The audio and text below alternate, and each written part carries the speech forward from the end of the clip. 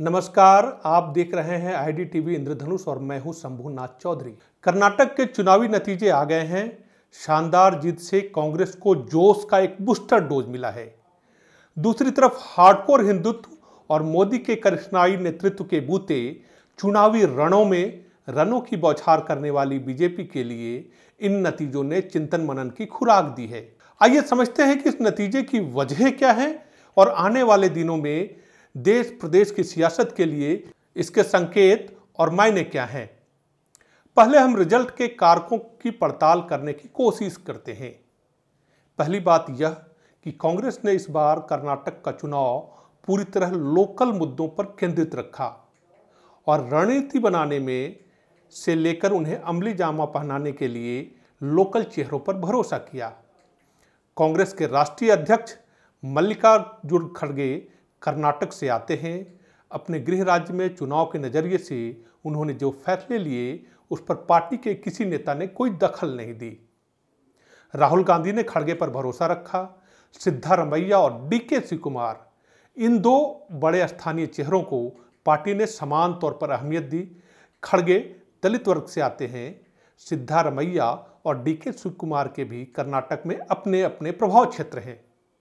बेहतरीन तालमेल से सभी ने अपने अपने प्रभाव क्षेत्रों में जो अभियान चलाया वह कारगर रहा। दूसरी बात यह कि कांग्रेस ने इस बार रणनीतिक तौर पर कर्नाटक में 5 वायदे बड़े साफ शब्दों में किए और इन्हें जनता तक स्पष्ट रूप से पहुंचाने में वह सफल भी रही। इन 5 वायदों में हर परिवार को 200 यूनिट तक बिजली फ्री, परिवार चलाने वाली महिलाओं को 2000 रुपये प्रति माह देने, सभी महिलाओं के लिए फ्री बस सर्विस मुहैया कराने, ग्रेजुएट युवाओं को 3000 रुपये प्रति माह और BPL परिवारों को हर महीने 10 किलो प्रति व्यक्ति चावल देने के वायदे शामिल थे। बीजेपी ने इन्हें रेवड़ी बांटने वाले फायदे बताए, लेकिन सच तो यह है कि दक्षिण में इस तरह के वायदों से जनता को लुभाने की परिपाटी अक्सर कारगर रही है। तीसरी अहम बात यह कि भाजपा ने दक्षिण भारत में पहली बार कर्नाटक चुनाव में हिंदुत्व को चुनावी एजेंडे के तौर पर अपनाया था, मगर कर्नाटक की जनता ने इस मुद्दे को नकार दिया। बजरंग दल पर बैन लगाने को बजरंगबली से जोड़ना हो या फिर फिल्म केरल स्टोरी को मुद्दा बनाना हो, भाजपा नेताओं की तमाम कोशिशों के बावजूद हिंदू वोटों का पोलराइजेशन नहीं हुआ। उल्टे बजरंग दल पर बैन की बात करके कांग्रेस ने मुस्लिम वोटों को अपने पाले में पोलराइज करने में सफलता हासिल कर ली। कांग्रेस ने 75% आरक्षण का दांव चला था और इसका नतीजा यह हुआ कि दलित, OBC और लिंगायत वोटर्स को वह अपने पाले में करने में कामयाब रही। राहुल गांधी ने इस चुनाव में पुरानी गलतियां नहीं दोहराई।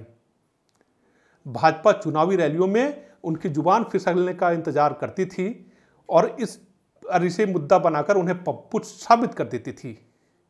इस बार राहुल गांधी ने जनसभाओं से ज़्यादा बसों में सफ़र करते हुए, तो कभी बाइक की सवारी करते हुए, तो कभी लोगों के बीच बैठकर भोजन करते हुए इंटरपर्सनल और ग्रुप चुनावी कम्युनिकेशन का फार्मूला अपनाया और यह कारगर भी साबित हुआ।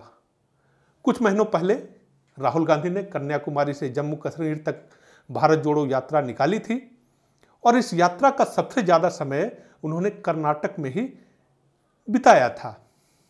ये राहुल गांधी की एक बड़ी रणनीति का हिस्सा थी। इस यात्रा के जरिए राहुल ने कर्नाटक में कांग्रेस को मजबूत करने में सफलता हासिल की। ये बात कहने में, मानने में कोई गुरेज नहीं होना चाहिए। भाजपा का कर्नाटक में CM बदलकर एंटी इनकम्बेंसी को निष्प्रभावी करने का जो दांव चला गया था वो इस बार उल्टा पड़ गया। BS येदियुरप्पा को मुख्यमंत्री पद से हटाए जाने के बाद से भाजपा में आंतरिक कलह के हालात बन गए। बसवराज बोम्मई मंत्रिमंडल के मंत्रियों पर कांग्रेस में भ्रष्टाचार के गंभीर आरोप मढ़े और भाजपा इनका जवाब देने में नाकामयाब रही। 12 मंत्रियों का चुनाव हारना इस बात का सबूत है।